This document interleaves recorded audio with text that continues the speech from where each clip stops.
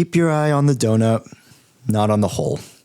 That was a quote from the late David Lynch, which is kind of weird to say. I guess my interpretation of that kind of quote was like, he is kind of look at like the full picture of it rather than focusing on like the small details, which I kind of like. Yeah. Welcome, everyone. We are here. Awful Takes, episode 28. We're very excited to be here. We had a little delay in our last show, so we apologize, but we are back and we will be putting up a few new videos here in the next coming weeks.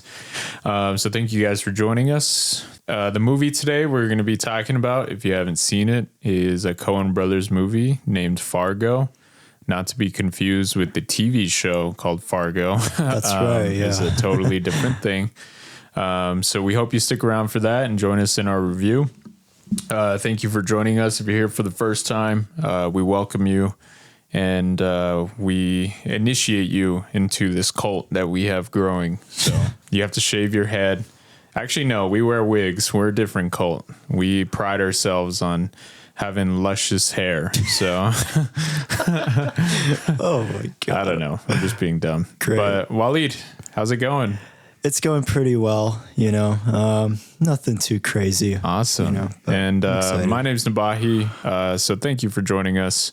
We had a little news we wanted to talk about here. I'll let Wally kind of take lead on this one because I know it's a big thing for him. And yeah. So yeah, some somber piece of movie news. This one really hit me hard. This was a filmmaker for me that has influenced me not only in being more of a film fan and getting more into experimental and surreal cinema, but also influenced a lot by a lot of his work and how he would kind of use structure and mystery and intrigue. So the unfortunate news is David Lynch has passed away at the age of 78. And for me, David Lynch was a filmmaker that I got into when I was in high school. It started with Twin Peaks, a show that I find so endlessly fascinating and is one of the best mystery shows I've ever seen. There's so much incredible atmosphere and score and really great characters that are seen throughout. And the first two seasons, first season I think is amazing. Second season is still pretty solid. Not as good though. But the Fire Walk With Me film I think is really, really good, even if it's a lot more bleak compared to the show. And so kind of after I saw Twin Peaks and the Fire Walk With Me film, I kind of went down like a rabbit hole of checking out more and more of his films like Eraserhead, which I've actually talked about before, and just kind of like how it uses like a low budget, but it creates this really incredible dark atmosphere and is a really fascinating like portrayal of like parenthood.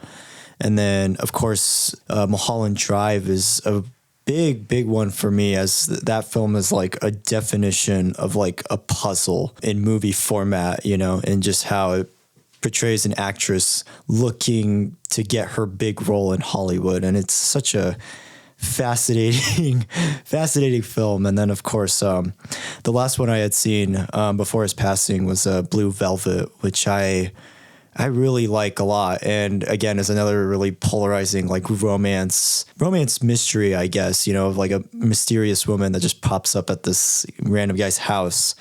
And for me, that was one thing that I loved a lot about with David Lynch, is that he never really gave you just the answers. Everything was always up for interpretation. Everything was kind of used very subtly, but it never felt like a detriment to the movies or even Twin Peaks. And for me, that was just something that I always just found so endlessly fascinating with him, is just how he would portray mystery in film and TV.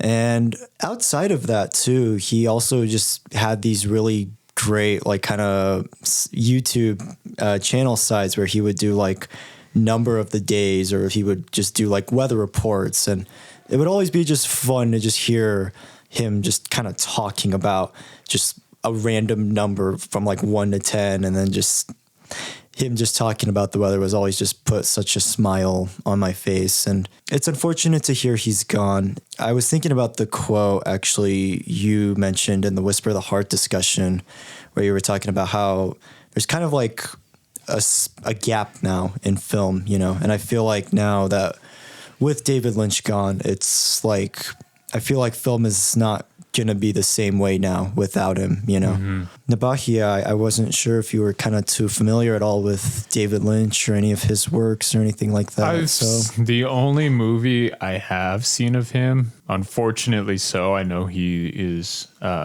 super inspirational director. The only film I've seen is The Elephant Man, which I really enjoy and I really love. And it's something that sticks with you. It has a lot of amazing imagery, and the drama in it is just very, very poignant, you know? So yeah, that is unfortunately the only film I have seen. I do know he has such a long filmography and everything that I need to check out. But he's always a name that you hear whenever you're talking about film. Anytime I am talking to people I know who are into film, his name usually often comes up, which I think says a lot, you know, for him to touch and have an impact on as many people as I know is a big feat. And it's a big recognition to be remembered in that way. So I will have to check out a lot more of his stuff. I've been recommended his stuff many, many times. I just have never really made time for it, unfortunately. And that's something that I plan on doing now. I don't need to state how big his impact is because it's there, you know. Yeah. It's there, and it forever will be there, because even just not even people I know, but filmmakers, they talk about him, they reference him, they reference his line of work, and it has that big impact, you know. So yeah. That's great to hear. Yeah, his films are a wild ride for sure. So when you definitely get around to them, it sticks with you. You know, it's films that you just kind of constantly think about a lot, especially when they're done. One of my favorite advices and quotes that he had was to just write. If you have like a really crazy, awesome idea, just write it down immediately, because you will forget it like in like an hour, you know? And I've always taken that advice to heart. And ever since then, I've always tried to just like make sure, like if I ever have like a crazy dream or something, or if I see something that's interesting or like some kind of inspiration that isn't related to film, I always try to write it down, because I feel like it'll come into play in like my work or something later. And I always really loved that advice a lot. And I guess too, it's unfortunate also with his passing, because I know he had like a handful of projects that he kind of like started up, but eventually either got scrapped or rejected.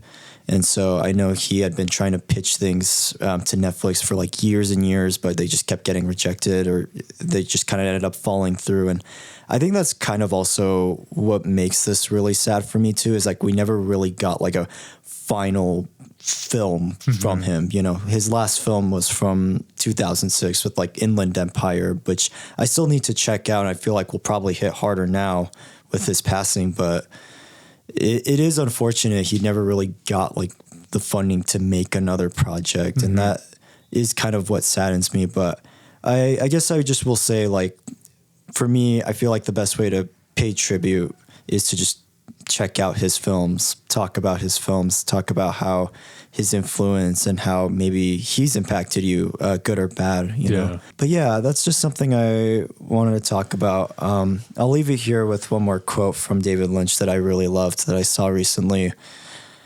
Everything I learned in my life, I learned because I decided to try something new. And that quote has been sticking with me for like the past couple of weeks. And yeah, so I hope you guys check out David Lynch's films. I hope you guys check out Twin Peaks. He's a really great filmmaker, and it's sad to hear that he's not with us anymore. I feel like film, especially experimental and surreal cinema, won't be the same way now without him. Yeah. I just wanted to touch on it.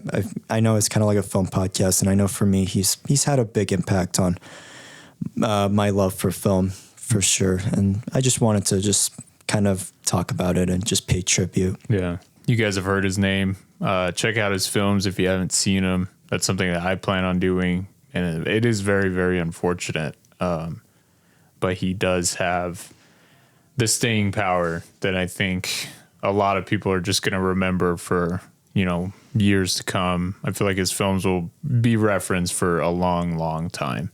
And especially his personal style. There was just, he had such a unique vision and unique way of going about the filmmaking process that you just can't help but be in awe of, what he did. And it is unfortunate. It really is. It came as a shock. Definitely just keep checking out his movies and his work. Yeah. All right. Let's get into some other movie news that was going on. Obviously, the biggest night of the year in movies is descending upon us. It is Oscar season, and Oscar night, I believe, is in March or April. However, they did release the nominations. So what we'll do is we'll go over the few categories that we wanted to talk about and kind of discuss, maybe predictions or maybe our own personal biases of what we want. Yeah, for sure. But the first one, obviously, is a big one, I think, for both of us, is animated feature, best animated movie of last year. There are 5 nominations, and a few I haven't seen. I got to be honest. I think I need to make sure I check all of these out. But we have an animated movie called Flow, which I've heard a lot of good things about. Same, yeah. That's one I still need to see. Need to check it out. Then we have Inside Out 2, which I really enjoyed. It's a big surprise. Really good. Yeah, really liked it. And then we have Memoir of a Snail. I've not seen it. I really excited about. Haven't heard of it until now. Okay. Yeah, it's Adam Elliott's first film in like 15 years. Oh, nice. And it's his follow-up to his film Mary and Max from 2009, which is also a very fantastic, like, dark comedy film. But I'm very curious to see what direction Adam Elliott will go in with Memoir of a Snail. So I still got to see it. And then we have Wallace and Gromit, Vengeance Most Foul. I love the Wallace and Gromit movies, so I actually should check this one out. Yeah, this one was amazing. It's a really cool follow-up, actually, to the Wrong Trousers short. And it actually just like expands that story even more. And it takes like a really cool like technology route that I was actually like really surprised by, and how just a lot of the humor in that like just lands and everything. And the adventure, as always, is amazing. So yeah, amazing film. And then we are going to end it off with The Wild Robot, which, again, I've heard a lot of good things about. It's my second favorite film of last year. Nice. Yeah, I love it. I think it's absolutely incredible. Just everything about that film is just like, just the animation is so incredible. The voice acting is great. The story, I was surprised by, is so well done. And it's just like, you're not even expecting the film to take that route, but it does. And it does it in such a really cool, creative way and everything. Yeah. But yeah, I'm excited for you to see that one. I think you'd really enjoy it. I would say out of those 5, I don't know which way the Academy is leaning. Obviously, I know Pixar tends to be the favorable pick. However, I have heard a lot about Flow and The Wild Robot. So I wouldn't be surprised if either of those two sneak it, especially The Wild Robot, because I've heard such good things. So yeah, that honestly, I felt like this animated feature category was pretty spot on for me. Yeah, pretty great. Yeah. I'm hoping it's Wild Robot, but we'll see. Yeah, I'm praying it's Wild Robot. I mean, as much as I love Wallace and Gromit, I think that movie is amazing, and of course, as much as I liked Inside Out 2, I really want it to be Wild Robot. Yeah. No, I honestly wouldn't be surprised if it took it, Yeah. I've heard just that many good things, and people will say it was one of the best animated movies of the year. So we'll see. Yeah. However, last year with in the Across the Spider-Verse, it was kind of the same thing. Like I was hearing such good things about it, and then it didn't win. It was like subverted. Yeah. Almost. Yeah, that's true. So it could go either way, honestly. Yeah. All right. Best Supporting Actress. We have Monica Barbaro from A Complete Unknown. It was a good performance. However, I didn't know it was going to get a nomination. So that to me, that's interesting. Okay. We have Ariana Grande from Wicked. She did a pretty good job. That was a surprise for me to see that nomination. I wasn't expecting it, but I thought she was good. So, yeah. No complaints from me. She was good. Felicity Jones is back. The Brutalist. I have not watched it, but Felicity Jones I know is a really good actress. So that isn't a surprise to me, to be honest. Oh, cool. We have Isabella Rossellini in Conclave. Again, I haven't seen it. Heard a lot of things about it. So same. hopefully I'll be able to check it out soon. And then we ended off with Zoe Saldana for Amelia Perez. The controversial pick of the year. I like Zoe Saldana as an actress. I think she's very, very good in a lot of the things she does. But for her to get this nomination was definitely surprising. I haven't seen the movie, but that's the thing. Like, to me, when did this movie come out? It was like December, right? Yeah, it's been out for a bit, actually. It's been getting a lot of controversy kind of all over the place. Yeah. 'Cause it's been winning awards and everything. And from what I've heard it doesn't have like the best representation of like trans people and like Hispanic people. So yeah, that kind of concerns me about the movie, but I don't know. This is an interesting contrast though for something like, these movies are a bit heavy, and then to have Ariana Grande in there doing something totally different. Yeah, a little bit more lighthearted. Yeah. To me, that's shocking because it almost seems like a kind of like an apology for not nominating Margot Robbie for Barbie. Okay. I really think it feels that same way because it's like, oh, we didn't nominate her performance. It was so happy, so different. It was good at what it was doing. Yeah, for However, sure. people were surprised that it didn't get a nomination. So I feel like with them nominating Ariana Grande was almost like we're going to kind of try to make it a bit more diverse, not just emotionally heavy performances and things like that. So that's a surprise to me. Again, just hearing her name, I was like, whoa, that's insane. Yeah, definitely. All right. Best Supporting Actor. We have Yura Borisov from Anora. Okay. Have not seen it. Loved his performance in it. I thought he was pretty great. Nice. Yeah, don't want to say too much about it, the performance, but I thought it was really good for what the film needed. It was a big surprise too, especially how he played such a big role in the film. But yeah. We have Kieran Culkin from A Real Pain. Oh, Jesse Eisenberg's new movie. Bahi, I know you're excited for that. Honestly, I might have to check it out. Okay. Kieran Culkin got a nomination. I might have to watch it. Okay. All right. We got Edward Norton, A Complete Unknown. He did a good job in there. Okay, cool. However, I don't think it really blew me away in terms of like stealing the show or like, oh, he needs a nomination. Not once when I was watching, it was like fighting for a nomination. I was just like, it was good, but it didn't really... Not like impressive. Or not like too impressive. Okay. But maybe that's just my own standards, I guess. Gotcha. Then we have Guy Pearce from The Brutalist. Still haven't seen. And then Jeremy Strong from The Apprentice. I have not seen that one the either. Donald Trump movie. Yeah. That movie kind of snuck in here that I was not expecting because I didn't hear good things about it. Yeah, I heard mixed things at best, but yeah. I guess we'll see. I mean, right now I could see... Maybe I've heard a lot about Kieran Culkin's performance, so I don't know, but I'm going to have to check it out. All right. Best Actress. We have Cynthia Erivo from Wicked.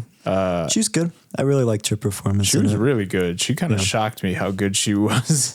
The emotions she was doing. Obviously, the singing's a big part, but I felt like her singing wasn't the only part to her performance. I felt like she got across a lot of emotions. Obviously, that dance scene just really tugged at my heartstrings. Oh, nice. So I think that is a big part due to her performance. So I'm happy to see that she's nominated. I thought she was really good. Then we have Carla Sofia Gaskin from Gasson from Amelia Perez. Haven't seen it. Okay. Who knows? Right. I'm going to watch it. Despite what people are saying, I'll try to see if I have my own opinion about the film. All right, for sure. We have Mikey Madison from Anora. She's incredible. She's really fantastic in the film. She gives just such a really great performance throughout the film. You know, it's like a wider range of emotions, and especially just on the journey that she goes on throughout that film. She really just knocks it out of the park. Then we have Demi Moore from The Substance. Still gotta watch it. It's on my watch list. A horror movie sneaking into the nominations is That's surprising. a big surprise. Horror stuff never gets nominated, so. The last time was probably Get Out. Right, yeah. That is very surprising considering it's been a long time since that movie came out. So I need to watch that, definitely. And then Fernanda Torres from I'm Still Here. Like a Brazilian film I've heard really good things about. Cool. Yeah. I'll definitely check it out. All right. Then we are on to Best Actor. All right. Adrian Brody, he's back. Brutalist. From The Brutalist. I like Adrian Brody as an actor, so it's kind of cool to see him come back and have a nomination. However, I have not seen the movie, but I'll definitely check it out just because I like Adrian Brody as an actor. I think he gets really into his roles, you know, Yeah, just kind of lives them. So I'll definitely check it out. And then we have Timothée Chalamet from A Complete Unknown, which I think was very deserving, especially over his performance in Dune. This one, it just it just blew me away. This performance, I said it briefly during our top 10s. Man, it was just very much surprised me how I didn't really notice Timothée Chalamet.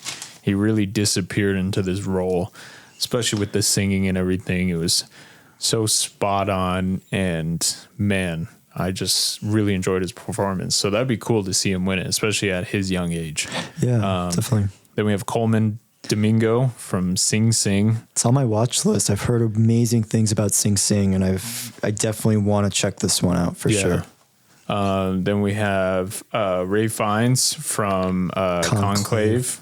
Okay. Haven't watched it. I've heard good things about it, so might check it out. Yeah, definitely. And then ending it off is Sebastian Stan from The Apprentice. Surprise. Very surprising. That's cool for Sebastian. Obviously, he's really becoming a bigger known actor. However, again, I haven't heard great things about The Apprentice.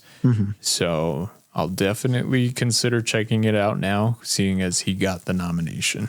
All right, then we have Best Director. Little controversy with this. Yaquez Ardidard?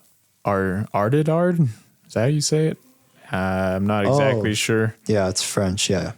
Jacques Attidad. Oh, nice. I think. I don't speak French, but I think that's how you pronounce it. I butchered it, but here we are. Amelia Perez, again, just kind of snuck in and got a lot of nominations, so okay. It did. It got like 13 nominations, actually. And then we have Sean Baker from Nora. That film did have really great directing, so nice. Props to Sean Baker. Then we have Brady Corbett from The Brutalist. Yeah. I'll be checking it out here for sure. He's a really good actor, so I'm curious to kind of see what it'll be like him directing a film. And then we have Coralie. Is it Coralie Farjit? Farjit, maybe? The Substance on my watch list for sure. Going to be checking it out. It's on the top. And then James Mangold from A Complete Unknown. Big James Mangold guy. It's cool. However, I was surprised to see his name on there. But also, I was surprised to see Amelia Perez on there as well. So I guess we'll address it. The big controversy that I've seen a lot online is there is not Denis Villeneuve from Dune Part 2. Oh, gotcha. Wallied, what do you think about that?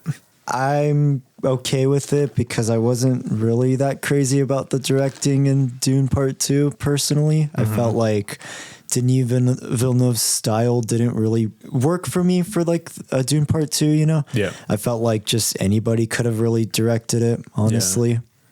I will say his style was still very persistent in a movie that could have been more studio oriented and controlled. Sure. So for this to be like a big budget movie, yet I still get a feel of his own style and his own obviously sense of directing. Yeah. It stood out.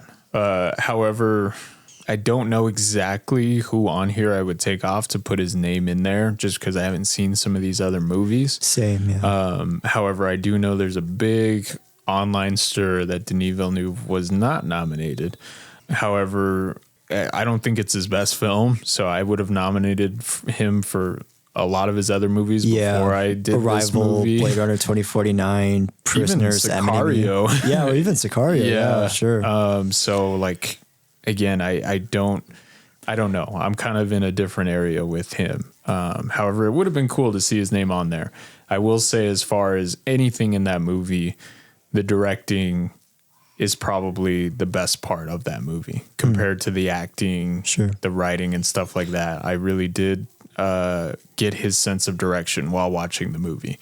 But yeah, I mean, it is what it is. Yeah. I just know people are a little upset about it. All right. Best Picture. All right. The big one. We have Anora.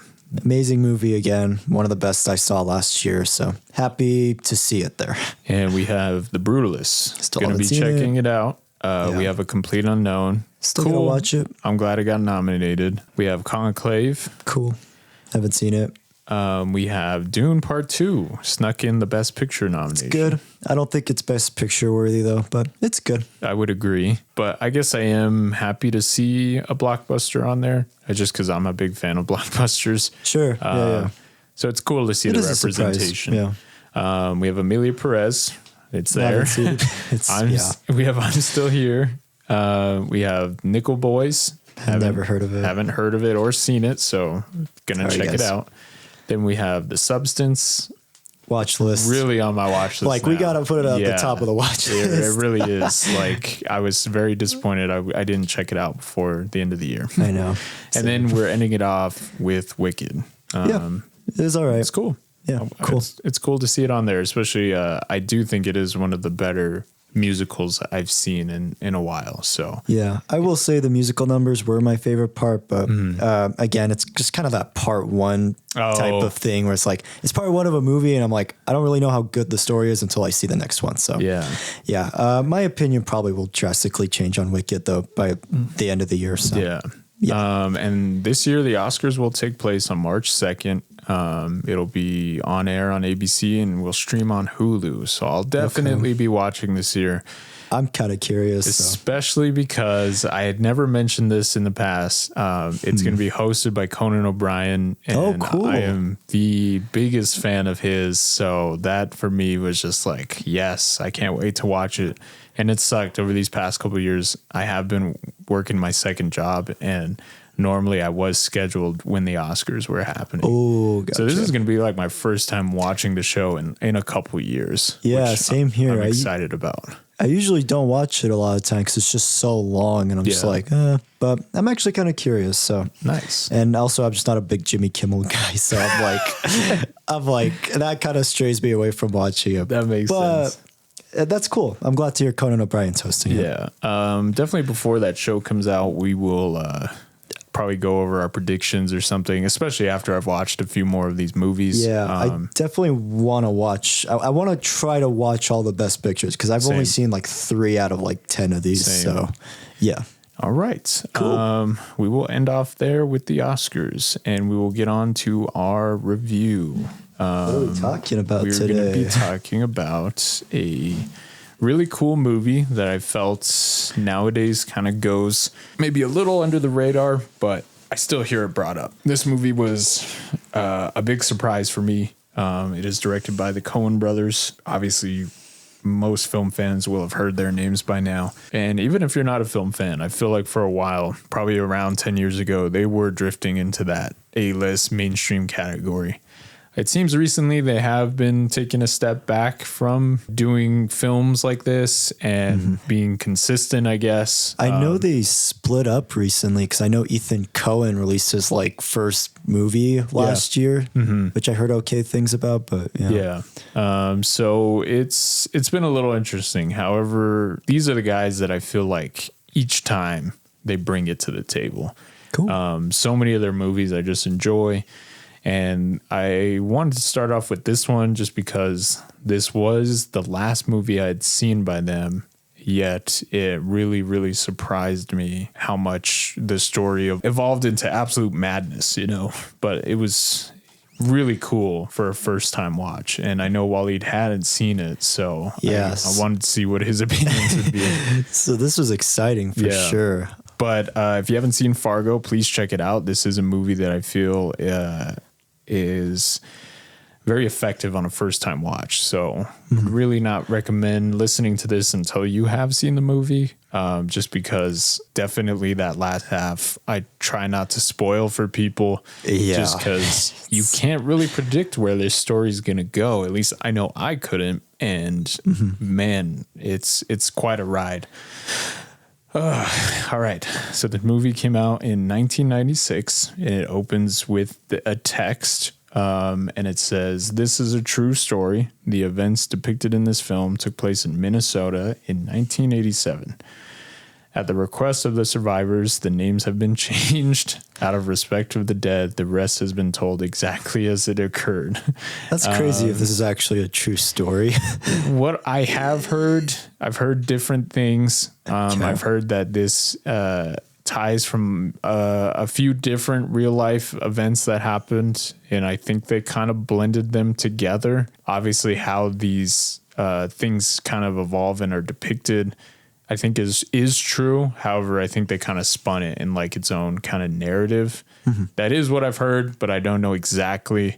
Also, this did come out in the time when that kind of true story stuff was kind of like becoming more trendy, and it was kind of like a way to sell your film, obviously with like Texas Chainsaw, Blair Witch, stuff Blair Witch like Project, that. Just kind of dropping your guard by saying this is a true story. Already you're kind of enticed, like, there's a lot of intrigue already. Exactly. Just from that. I know for me it was. So Wallied opening shots, this car driving through the snow. I really just love the cinematography, just coming into this and the music and everything. It kind of reminded me of like a Tarantino kind of opening. I just got that same kind of feeling of just like, like we're along for this ride.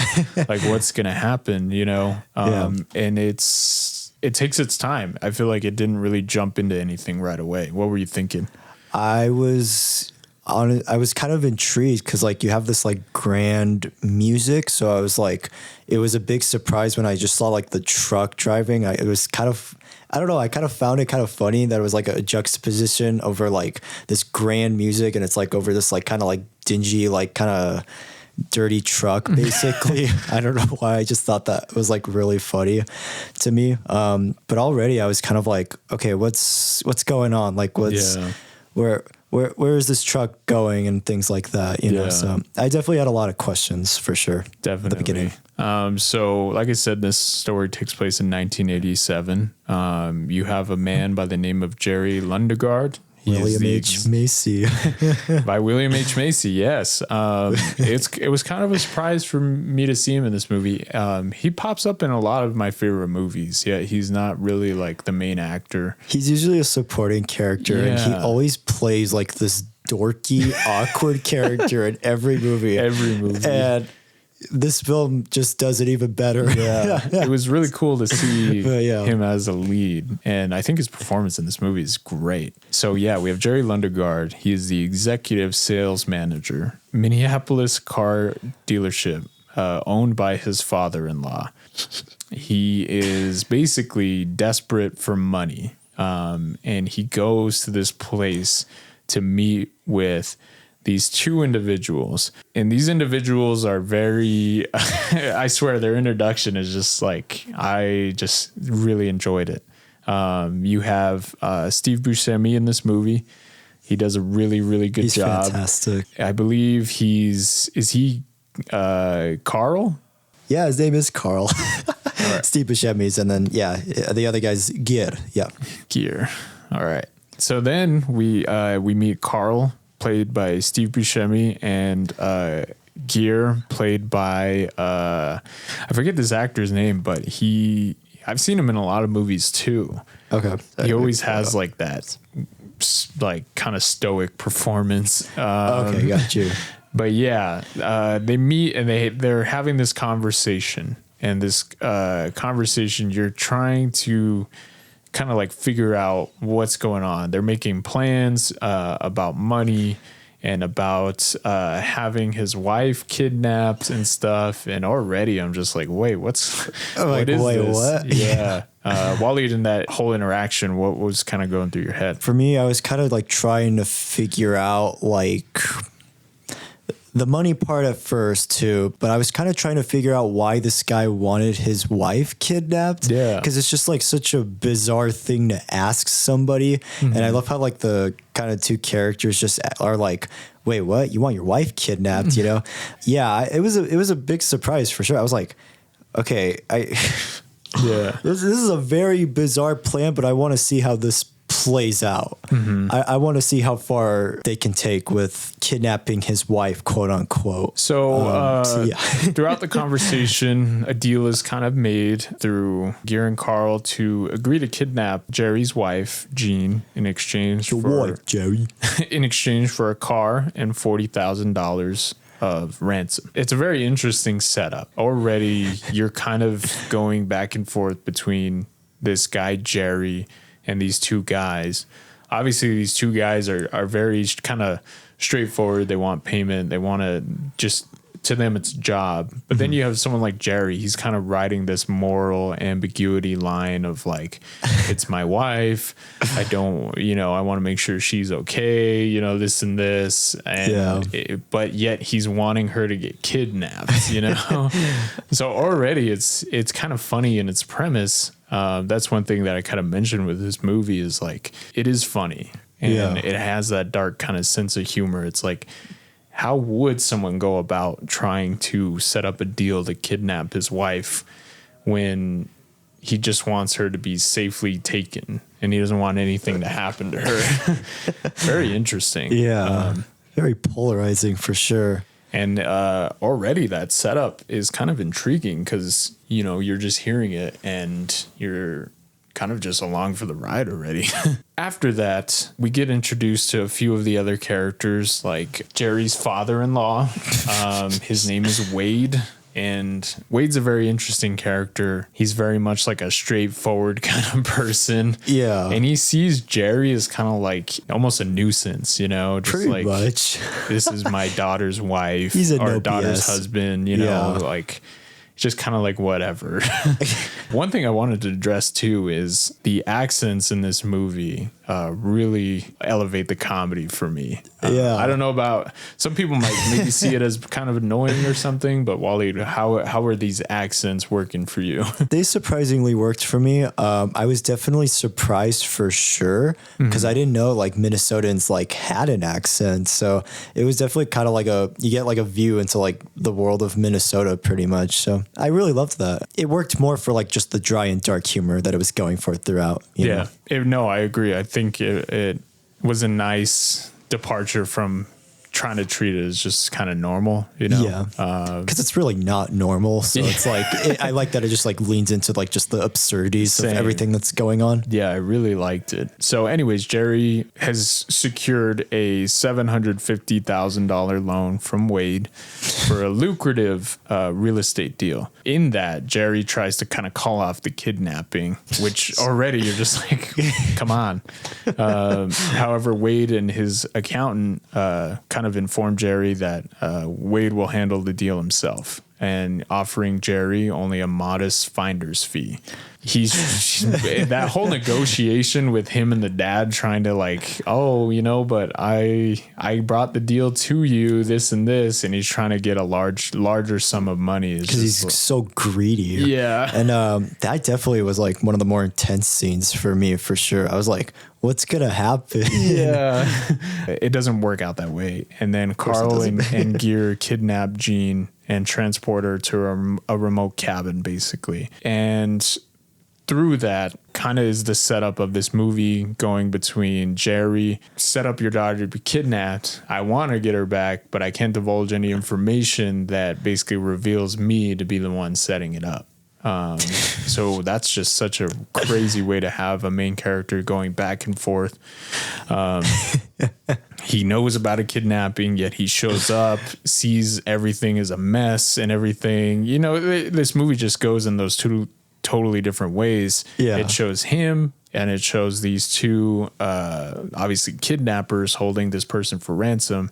They're there for money. This is a job to them.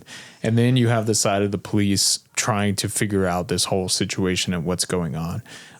Already, this does kind of feel like a earlier version of a No Country for Old Men, showing those three different sides of, a crossroads of a crime that basically occurred, you know, and you really kind of feel the DNA of that movie in this. I wouldn't say there's a lot of similarities or that they're one and the same, but it's almost similar to like a Quentin Tarantino, like Reservoir Dogs and then The Hateful Eight. You know, you can kind of tell that these are spun from that same type of wheel of being like a mystery and showing the true crime side of a situation like this.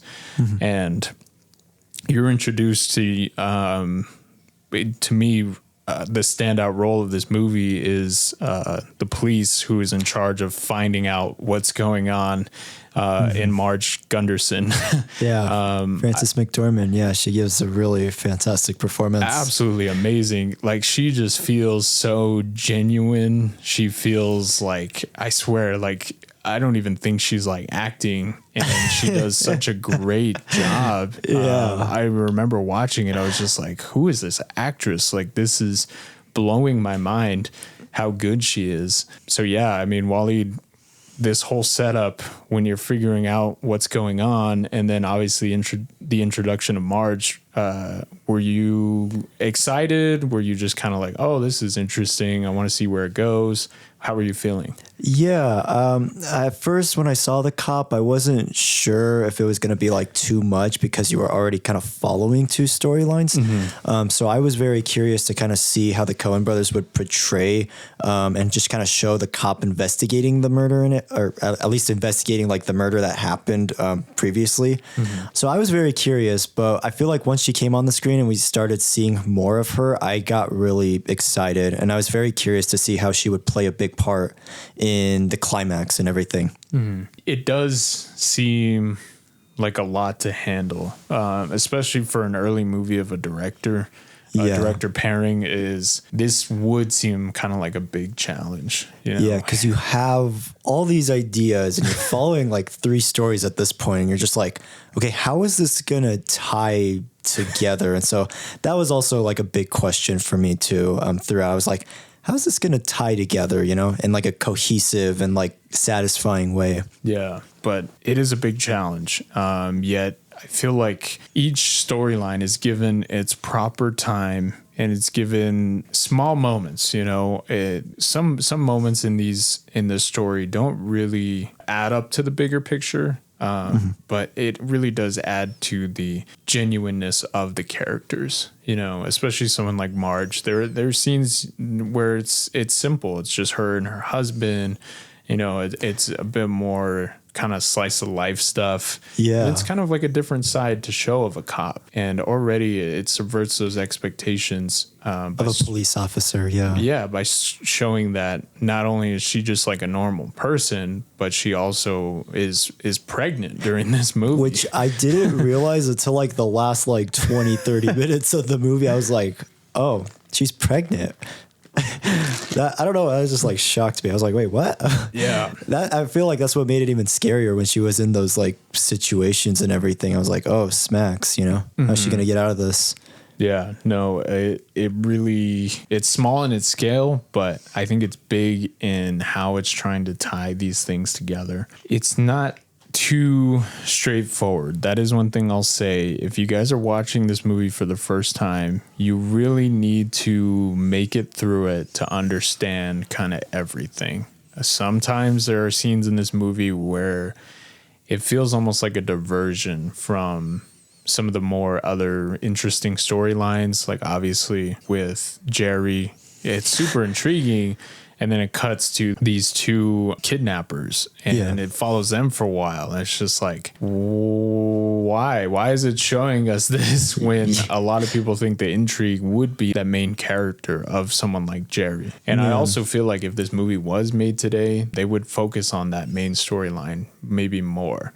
Yet I'm glad this movie takes time for all three and really kind of comes to that climax where now you see everything kind of intercrossing. You see these people coming to a head. They've gone through all these different challenges and things, and the climax just ramps everything up to this holy F kind of degree. You're just like, what is going on?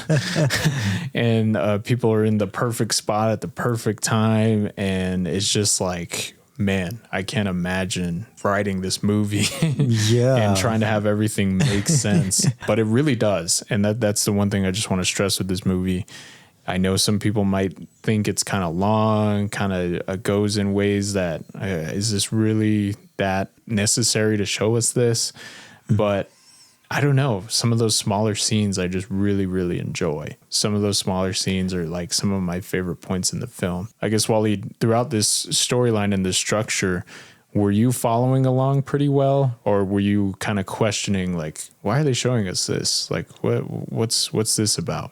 I was actually surprised how well I was able to follow it, because it never felt like you got like too short of time with some characters.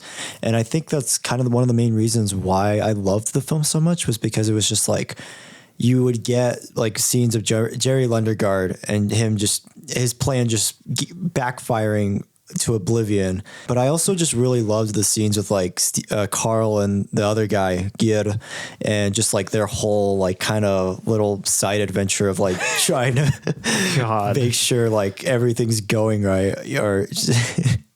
But I don't know. I felt like even with that, it was still surprisingly easy to follow. It was just kind of like, it's almost like kind of like in real time almost, of like everything that's happening as you're watching, and you're just, as it goes along. And I love just how far it takes it. It's just like, just how far this plan is going, and then just how just the outcome of it is happening basically. Yeah. But for me, I would say it was like surprisingly really easy to follow. And I was just very invested in all of the characters. And I think that's why I loved it, is because it's like, I just love all of the characters, even Jerry Lundegaard, who's kind of like really unlikable and is kind of an idiot. He was just such a fascinating character to follow. I agree. But yeah, I would say for me that I definitely was like, wow, I'm actually surprised how invested I am in all four of these characters. Mm-hmm. No, I agree. Like I said, there were some smaller moments, dark humor moments. One of my favorite is when Marge is meeting an old friend at like a bar. And God. He just like divulges into this emotional wreck. And it's just like an awkward situation for Marge. And he kind of confesses feelings and things like that. Incel. Jeez. But before he does it, he's like talking about his wife, and it's just kind of coming out in such a weird way, and it just feels awkward. Yeah. Yet for me, I don't know why. It's like, it's funny. It is, yeah. Especially the part where he's like, my wife passed away from cancer last year or whatever. And Marge is like, no. And then right when that happens, the waitress walks up to like fill the drinks. and they just kind of sit there awkwardly. Yeah, I was surprised with that. That was like probably one of the best uses of like awkward cringe humor I've seen in a film. You know, I really there are moments like that, just like kind of smaller moments, but they add to these characters. And then some moments is just like, I feel like other directors or writers would have been like, all right, I'm going to cut this out of this movie. But like a deleted scene, basically. There is an interaction that I really love. It's between this officer, Olsen, and he's questioning this guy. I swear when I first saw this, like I was just laughing. Not only was it the way they were talking, but it was just like the exchanging of information. The scene is just very simple. This officer walks up to this guy and he's like, oh, you kind of called in a report about this weird guy. So I'll just read a little bit of it just because I really enjoyed it. So this guy called in, basically he saw these strange people at the bar or whatever, and he only started to notice, you know, something wasn't right. So he kind of sat on it for the night, calls the cop the next day. So he says, so I'm tending bar there at Uckland and Swindlin's last Tuesday, and this little guy's drinking, and he says, so where can a guy find some action? I'm going crazy out there at the lake. And I says, what kind of action? And he says, woman action. What do I look like? And I says, well, what do I look like? I don't arrange that kind of thing. And he says, but I'm going crazy out there at the lake. And I says, well, this ain't that kind of place. Officer Olsen says, uh-huh. And then he continues. So angrily says, oh, I get it. So you think I'm some kind of crazy jerk for asking. Only he didn't use the word jerk. Then Officer Olsen says, I understand. Then he continues, and then he calls me a jerk and says that the last guy who thought he was a jerk is dead now. So I don't say nothing. And he says, what do you think about that? So I says, well, that don't sound like too good a deal for him then. Officer Olsen chuckles. Yeah, got that right. Then he continues and he says, yeah, that guy's dead, and I don't mean of old age. And he pays his tab and walks out saying, geez, I'm going crazy out there at the lake. That whole interaction, I swear, I was just dying. I was just like, what? Why is this in this movie? Yeah, it's so funny. And it kind of adds to the whole area that they're in, this Minnesota, you know, like these locals and everything. I really enjoy that the Coen brothers give time to these kind of side characters, you know. That is something I noticed in their movies too, is that they kind of fill the world out with these stranger than life characters. Obviously there's this guy, there's the two kind of prostitutes that they hook up with, and they like interview them. You know, there's just a lot of like these little one-off characters that I think any normal director would be like, well, does this really add anything? Do I need to have this in here? Let me cut this out, you know? Yeah. I think what works for me though with that scene is like, instead of it, because usually if you'd have a scene like that, it'd be like at like the police station. But I think what I find funny about it is like, it's just like the police officer just shows up to the guy's house and just starts like asking him the questions, you know, and he just kind of gives him, the guy just gives him like a really awkward like version of like the events and details that happen. Yeah, exactly. I really love that, you know. It's kind of a running joke, but with Steve Buscemi's character, he's always referred to as like this funny looking guy. Obviously he's a funny looking guy. Those prostitutes, they say that. And then this guy, so the officer's like, well, what'd this guy look like anyway? He's like, oh, he was a little guy, kind of funny looking. And then he's like, funny looking how? In what way? Oh, just a general kind of way. And then to me, like that's a great running gag. Yeah, I love that. And it's great, awesome. Like kind of exchange of dialogue, you know.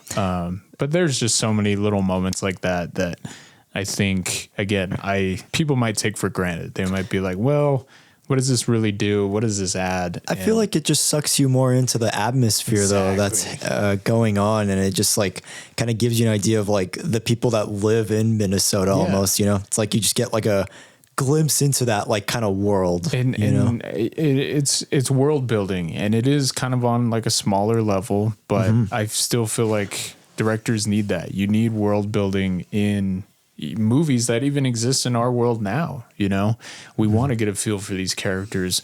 One of the things I hate is just when people use locations and stuff just as like kind of backdrops, you know, like, oh, it's in this place, and you know, you see it in the background and everything, but it's not really that integral. I feel like the Coen brothers saw this Minnesota area and realized they could really make it feel like a character in your movie almost. Like it feels breathable. It feels real. It feels like, whoa, this can't be faked, because this feels so like genuine and interesting. There's something so oddly comforting about the like setting too, also, and just like the fact that it's kind of set during the winter. It gives it this kind of like warm, cozy feeling, oddly, which I was really surprised by.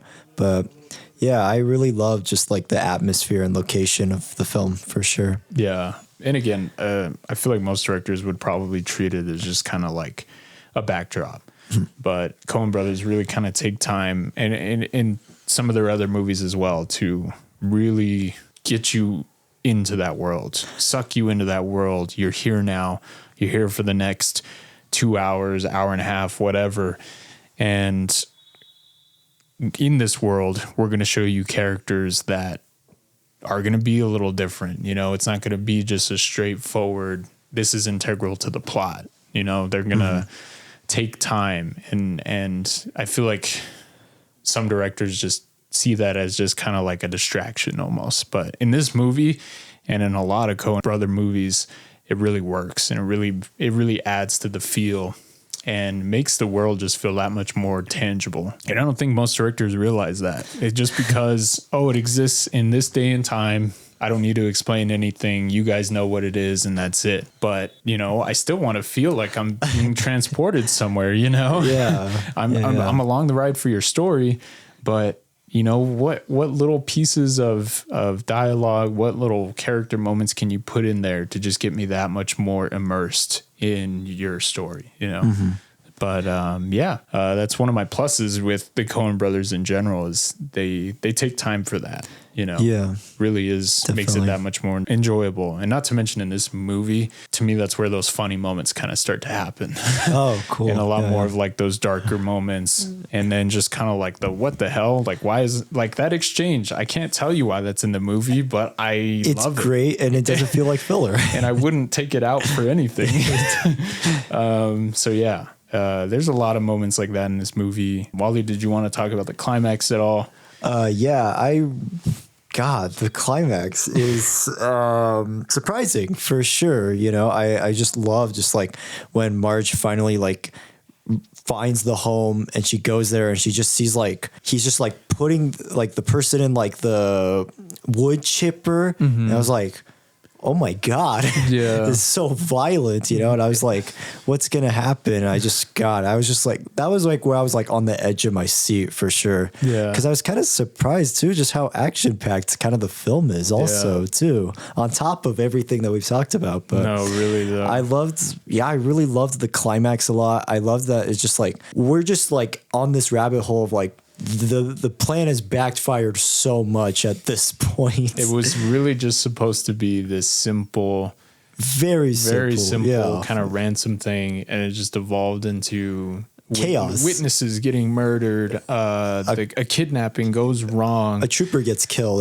Like it just evolves into this absolute insanity when the setup was just very simple. Yeah. But the fact that the story goes left and it goes right, it's like, holy shit, like what is happening? You know? What's going on? And not even to mention the setup for the climax, like Jerry gets his father-in-law killed pretty much. Yeah. And there was actually a lot of great dark humor in that scene. I actually wanted to touch on where it's like he goes to do like the deal with Carl, and Carl's like, who are you?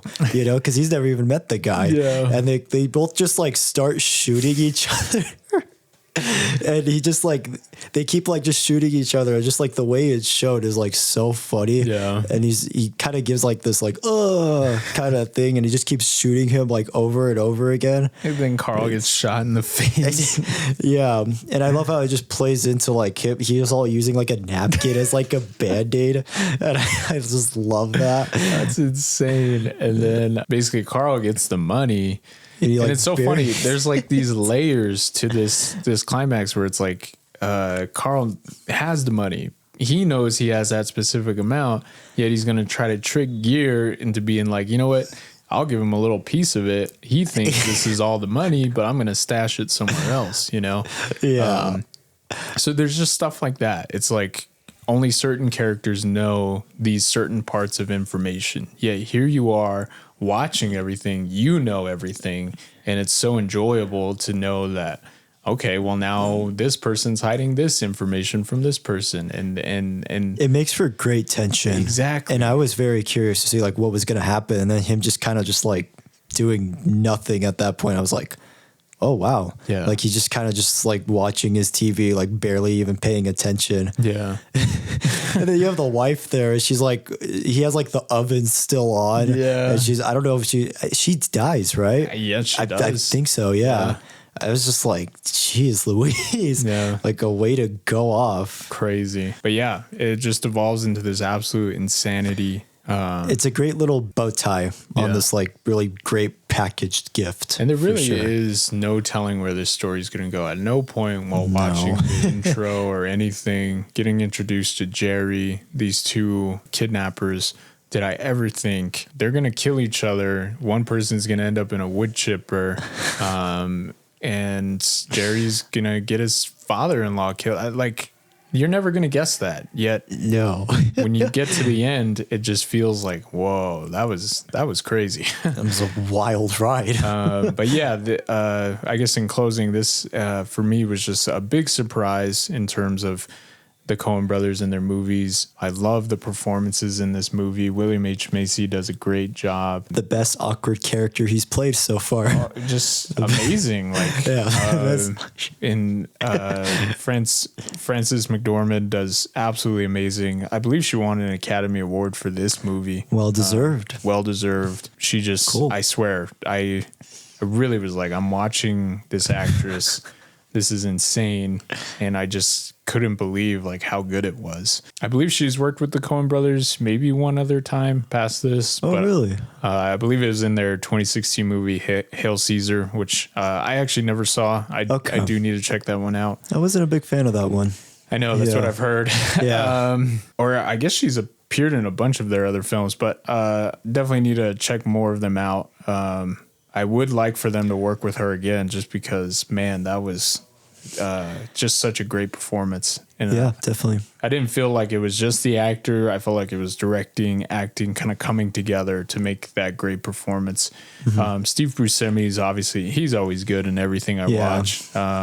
I feel like in this movie, he just got to be kind of just this out there kind of character, you know? Yeah. And he just like fully commits to it. And I love that so much. So good. Cinematography, Roger Deakins, you really can't get better than him. He does such a great job. Yeah. And I love it when him and the Coen brothers work together. So yeah, this movie has so many different parts that work so well. And again, it all comes together, and wow, is it just such a ride? You really can't tell where you're going in the beginning. I guess score-wise, I'm probably at like a 9 and 9.5.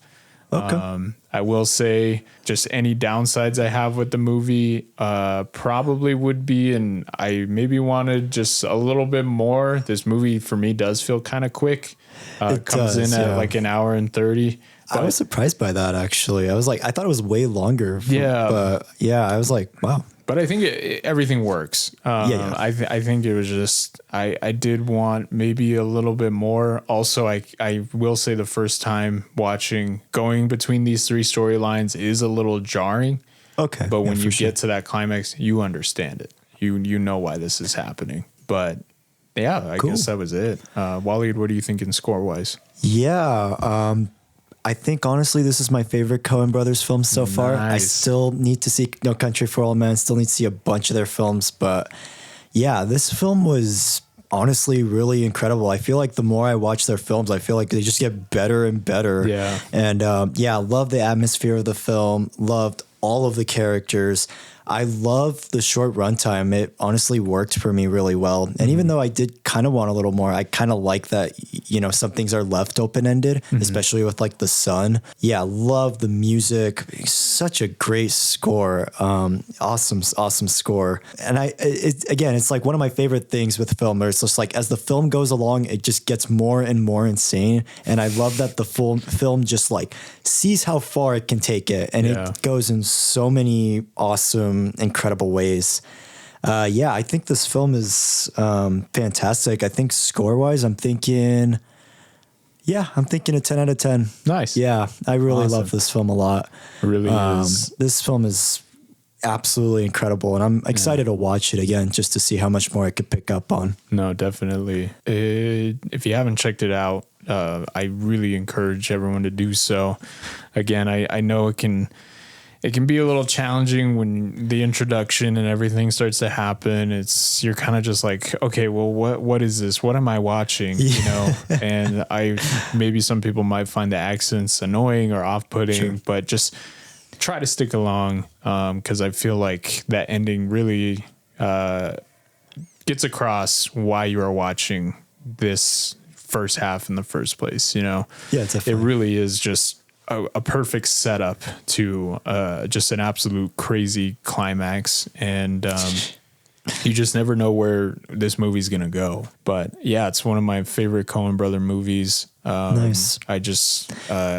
These directors for me just I swear they just do such amazing work. They're really great. Yeah. The ones I've seen so far, so I've seen like Oh Brother Where Art Thou, which I really like. Nice. That's a great one. Big Lebowski's really good. It's a good one. Hail Caesar I wasn't too crazy about. And then Inside Llewyn Davis, before seeing this one, was actually my favorite of theirs. I really love Inside Llewyn Davis a lot. Good one. That one's really, really good. Yeah. So yeah, we'll probably talk about more Coen Brothers movies in the future. Love to. But it was nice to kind of open that door with, in my opinion, one of their more kind of straightforward movies. You know, this movie really is just a package deal, and you know, you're just along for the ride for an hour and 30 minutes, and you know that really is how involved you get in that short of amount of time. Really shows you how good these directors are. So definitely. Yeah, I'm glad you enjoyed it. Yeah, great pick. I'm glad I finally watched it. It's been on my watch list for a long time, so I'm happy I finally saw it. What are we going to be talking about next time? Yeah, so it was kind of hard. There was a lot of films I wanted to pick, but I think this one would be kind of perfect, as we haven't really, other than Inside Out 2, we haven't really talked about like a Pixar film in like full discussion. And I was thinking we should do Up for our next recommendation, because every time I hear people talk about this film, it's always like the first 15 minutes, but I feel like the rest of the film is really fantastic. And there's a lot to just like chew and bite on. And there's a lot that I would love to discuss about this film. No, this movie is, the first 15 minutes obviously are absolutely amazing, but I agree. I feel like the rest of the movie kind of gets overshadowed, you know, when the rest of the movie has so many good parts and so many surprises. I'm excited to talk about this movie. That's a good pick. Yeah. So yeah, if you guys don't want to be spoiled for Up, if you guys haven't seen it, Up from 2009 by Pete Docter, check it out before the next episode comes out. All right. We're going to close it out here. Thank you guys for joining us, and hopefully you stick around for more. We're going to have a lot more videos coming out here, and yeah, thank you for being here. All right. Yeah. Good day and good night, mates. We'll see you on the next one.